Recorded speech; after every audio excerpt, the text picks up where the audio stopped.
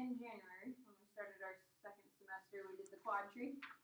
And by definition, you don't really have to write this out. A trapezoid is a quad with one pair of parallel sides. Parallelograms have two pairs, trapezoids only have one. Do you remember what we call the parallel sides of a trapezoid? Nope, it's the other word, the bases. The parallel sides of a trapezoid are its bases. So we've got one base here and one base here. Do you think the bases will ever be congruent in a trapezoid? No, they're not. But the legs can be. The legs are the non-parallel sides. What do we call a trapezoid with congruent legs? Isosceles. Nice, all right. So legs, non-parallel, bases, parallel. The height of the trapezoid is the perpendicular segment that connects the two bases. So this red line here, this is representing the height of the trapezoid. It has to connect the two bases and be perpendicular to them. We only put the right angle on one side, but it's technically perpendicular to both of them since the lines are parallel. Below that, right in the middle of your page, is your formula. The area of a trapezoid is 1/2 the height times the sum of the bases. Highlight, circle, star, whatever, you gotta know that. So, I'm just coming up with these numbers here so you can see what it looks like. If the height of this trapezoid is 8, this base is 10, and this base is 16. Then we take those three values and substitute them in. Area equals 1/2 8 times 10 plus 16. Half of 8 is what, you guys? 4. And 10 plus 16 is 26. 104. Right? Because 2 times 26 would be 52, and 52 plus 52. So then the area here would be 104 units squared. See how that formula works? We plug in there. Okay, first example. A car window is shaped like the trapezoid shown. Find the area of the window. The more you write the formulas down, the better you're going to remember them. 1/2 the height times the sum of the bases.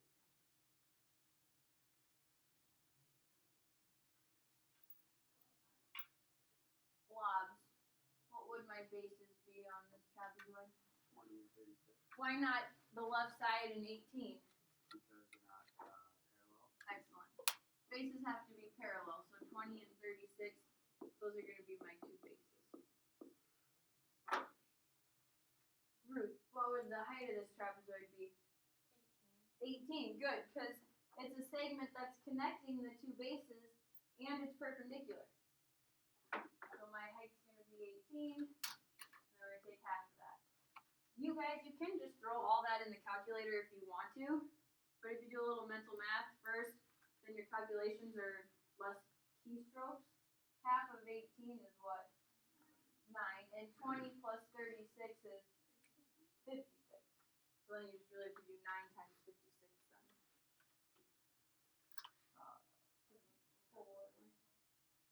504 inches squared. Remember, area is the number of squares that fit inside of the polygon. So if I cut out a trapezoid that was 36 inches long, 3 feet, 18 inches tall, 20 inches this way, and connected them, and then I said, okay, here's a piece of paper, cut out 504 squares that are 1 inch by 1 inch. You'd be able to bring them up here and place them on there so they fit in there perfectly. You probably have to cut a couple in half to get to your corners, but they would all fit in there. Area, number of squares inside of the polygon. Number 2. Find the area of this trapezoid. It gives you a little bit more direction on it. It says first draw an altitude from vertex B to DC. It then divides your trapezoid into a rectangle and a right triangle. rectangles. All four sides congruent or just two pairs? Two pairs. So if the top of my rectangle is 11, what's the bottom of my rectangle? 11. And if DC, the whole bottom segment, is 16, then how much is left over for the bottom of my triangle? 5. In order to find the area of the trapezoid, I need to know this altitude length right there. What are we going to use to find H? Pythagorean theorem. Leg squared plus leg squared equals hypotenuse squared.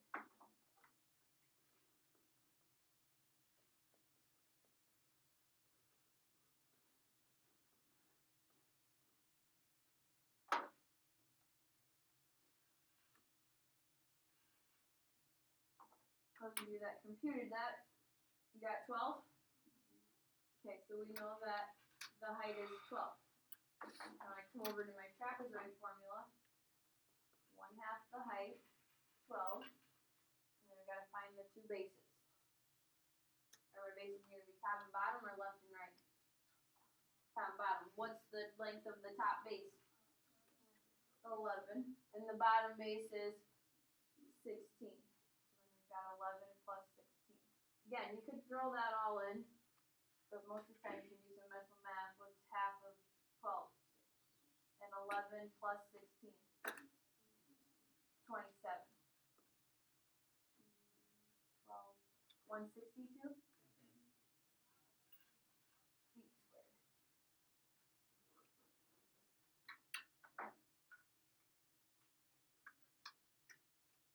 If you forget your trapezoid rule when you're taking your quiz or your test, it's okay. Because when you drop that altitude in there, what two shapes did we make? Yeah, a rectangle and a triangle, right?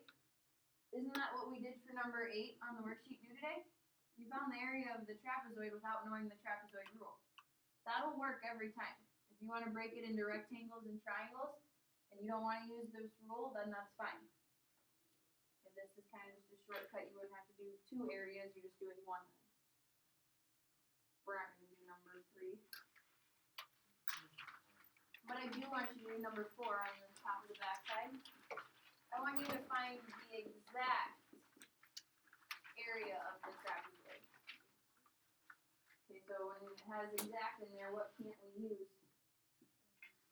Decimals, so don't use your trig functions. You either have to use your Pythagorean theorem or specials.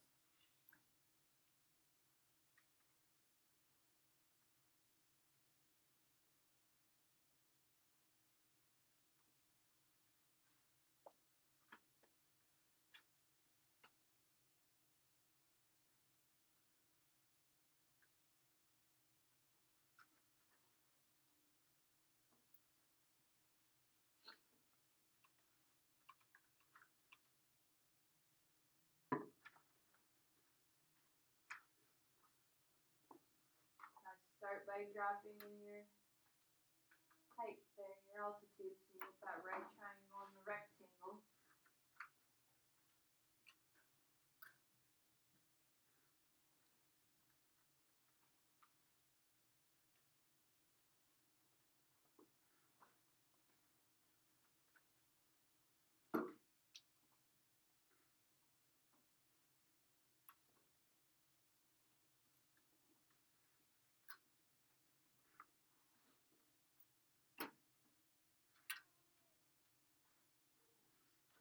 With my right triangle, 90, 60 means this top little sliver is what?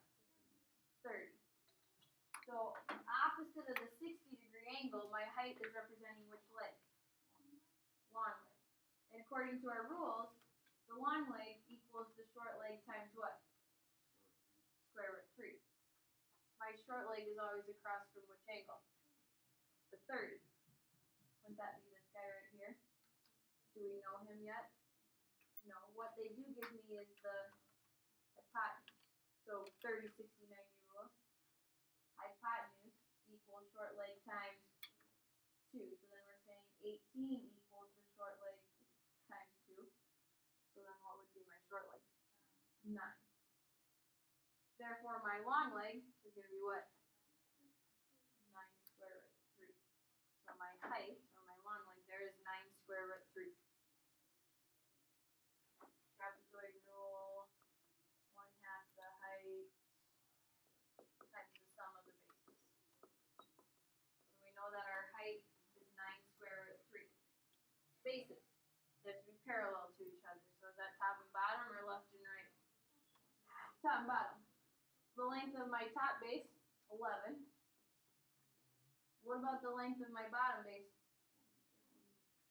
20. Good, because the rectangle makes this bottom right side 11, so then I have to add 9 and 11 to get 20 there. Half of 9, 4.5. So this becomes 4.5 square root 3. 11 plus 20 is 31.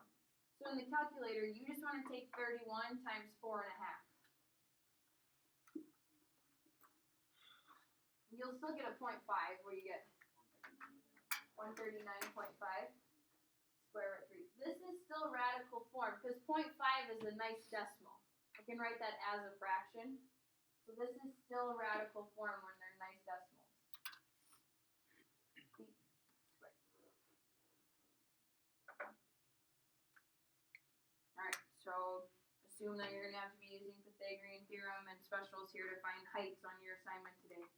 Not all going to be so easy. To the rhombus. You don't have to write the definition down, but a rhombus is a parallelogram with 4 congruent sides. Okay. Hang on. Since it's a parallelogram, you can use the parallelogram rule on it. Back in last chapter, when we introduced the special right triangles, we said to find the area of a rhombus, you take base times height. My height would be this perpendicular segment from the vertex to the opposite side, and then my base would be the bottom. Because a rhombus is a parallelogram, you can use that rule. You can also use this other rule, that the area of a rhombus is 1/2 d1 d2, where d1 and d2 stand for the diagonal lengths. This is what I want you to make sure you write down somewhere next to your rhombus.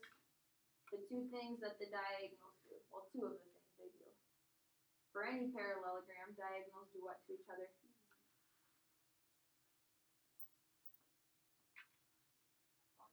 Thanks, diagonals bisect. Oh boy. You guys better start reading that quad tree for your semester test. Diagonals bisect each other. And in a rhombus, the diagonals are what to each other? Perpendicular. Make sure you make note of that. That comes from your quad tree.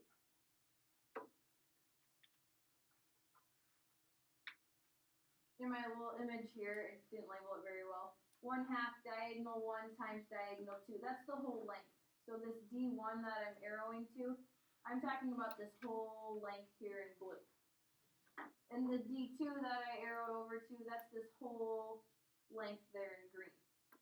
So if the length of diagonal 2 was 20 and the length of diagonal 1 is 14, then to find the area, you would take 1/2 14 times 20. Well, what's half of 14? 7. And 7 times 20 would make 140. So then the area of that that rhombus would be 140. Okay. 2 ways to do it. We're going to work on the D1, D2 one today. That's how your examples are set up. So do your first rhombus example. Find the area of rhombus RSTU. And we're going to practice using 1/2 D1, D2. They give us one diagonal length. What is it? 24. We've got to find the other one. So we're going to draw it in. Draw in diagonal US. And then mark the 2 things that we wrote down. The diagonals do what to each other? Bisect. So then we're going to show that each half of the diagonal is congruent to its other half. And the diagonals are what to each other? Perpendicular. How do we mark that again? A right angle. I'm gonna just put 1 in. You can put all 4 in. We don't have to. So RT was 24 feet, but it got bisected. So this top half would be how long? 12. Since this is a rhombus, RU is how long? 13. Same as RS and UT, right? All 4 sides are congruent. I need to find this half of the diagonal down here. I'm going to call it X. If I can find X, would I be able to find US? Yeah, I would just double that value. Well, because the diagonals are perpendicular to each other, what kind of polygon do we make here in green? A right triangle, and I know 2 of the 3 sides, so what can we use? Yes.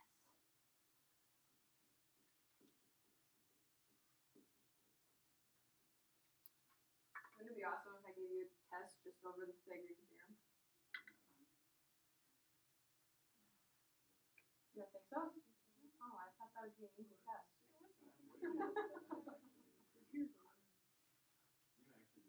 Yeah, then. Did you get x equals 5?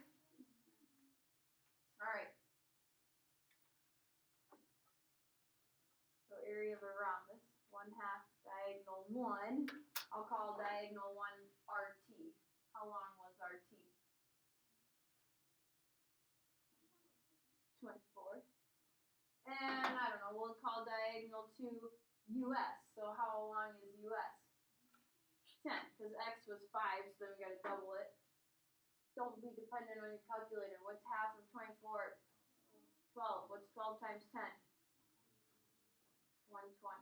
So then the area would be 120 feet squared.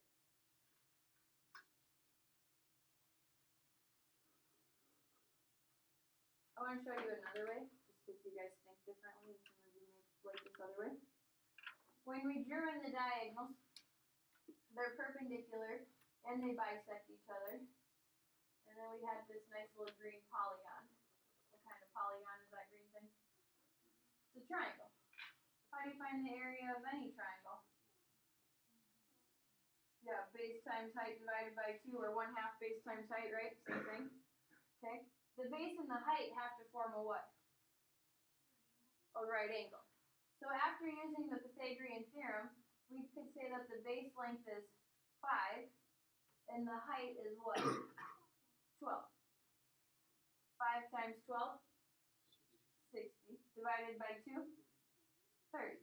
So the area of this green triangle is 30. And it's 5 and 12 and 13. Well, this top triangle, 5 and 12 and 13. 5 and 12 and 13. 5 and 12 and 13. What do you know about all 4 of those triangles? They're exactly the same. So if the area of one of them is 30, what's the area of the other 3? 30. So if I take 30 times 4, wouldn't that give me the total area? Well, what's 30 times 4? 120. Triangles are awesome. If you can find the area of a triangle, you should be able to find the area of almost all these figures. Because they're made up of a bunch of triangles. Good? Okay. Let's try the next one. Find the area of rhombus MNOP. Let me try that one right now.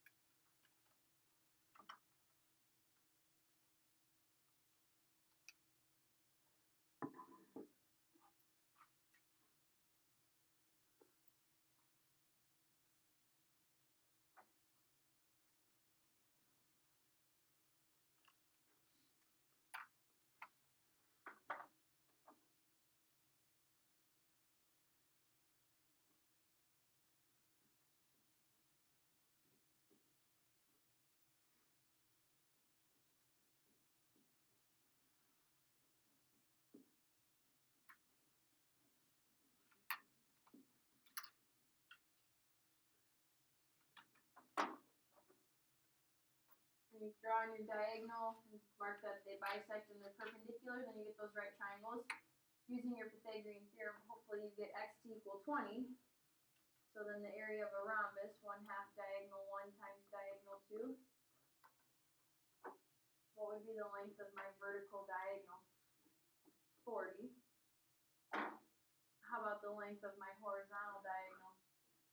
42. Oh boy, half of 40. 20.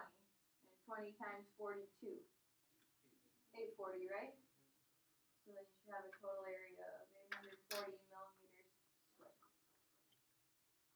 If you found the area of the one triangle and took it times 4, you should get the same thing. I don't care which one you do, just make sure you show me your work.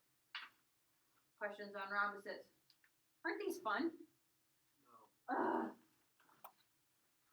Kites. You don't have to write the definition down, but hopefully you remember a kite is a quad where 2 pairs of sides are congruent, they're just not the opposite sides. So the bottom 2 and the top 2 are congruent here in my little kite. I do want you to make sure you write this down. In a kite, the diagonals are perpendicular. Diagonals of a kite are perpendicular, which means they create right angles. So like over here in your little picture, you have a bunch of right triangles. So if you can find the area of a triangle, you should be able to find the area of a kite, even without its formula. The formula is the same as a rhombus. 1/2 diagonal 1 times diagonal 2. See, 3 shapes today, only 2 formulas were golden. Don't forget, you have to know these for your quizzes. Either butterfly it open or flip it over. We're going to find the area of the kite on the top of the next side.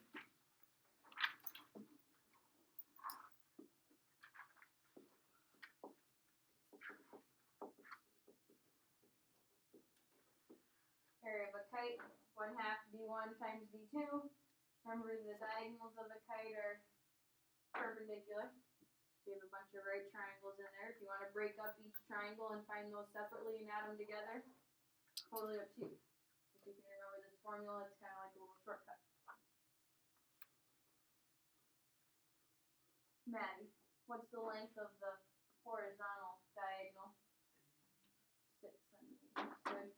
Taylor, what's the length of the vertical diagonal? 5 centimeters. Carol, Good. doesn't matter which one you do. Like if you do 5 and then 6? Yeah. Nope, wouldn't matter at all. Alright, I guess. I don't know, 6 times 5 is what? 30, and half of 30 is 50. Did you get the same thing there, Cole? Yeah.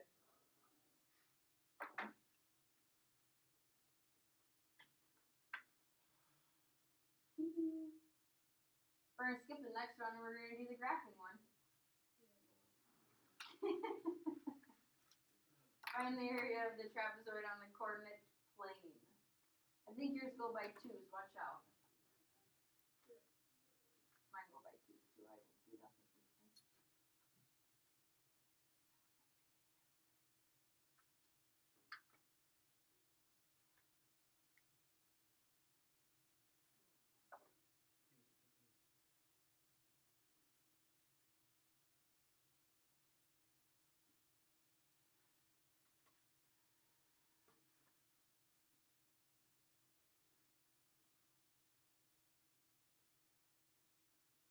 Hopefully your trapezoid looks something like that.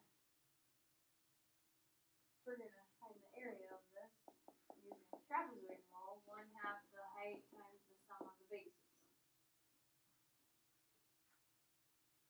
The bases have to be what to each other? Congruent or parallel? Parallel. So is the base the top and bottom or the left and the right? The left and right are my bases. These are parallel to each other. Which is nice because they're vertical lines, so we can count that length, that distance. The one on the left side starts at 1 and it goes up to 6. So how long is it? 5, right? 1 to 6 is 5. The right side starts at 1 and goes up to 9. So from 1 to 9, 8. So my bases are 5 and 8. The height has to connect the bases and be perpendicular. Well, if my bases are vertical lines, then the height must be what type of a line? Horizontal, in order for it to be perpendicular. We can use this little guy right down here. It starts at 1 on the x-axis, and then it went over to 5. So from 1 to 5, how long is that? 4. So then our height is 4. Half of 4? 2. 5 plus 8? 2 times 13? So then our area would be 26 units squared.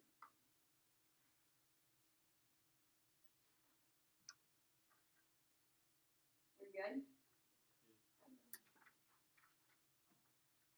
I'm going to pause this here quick before I hand your worksheets up.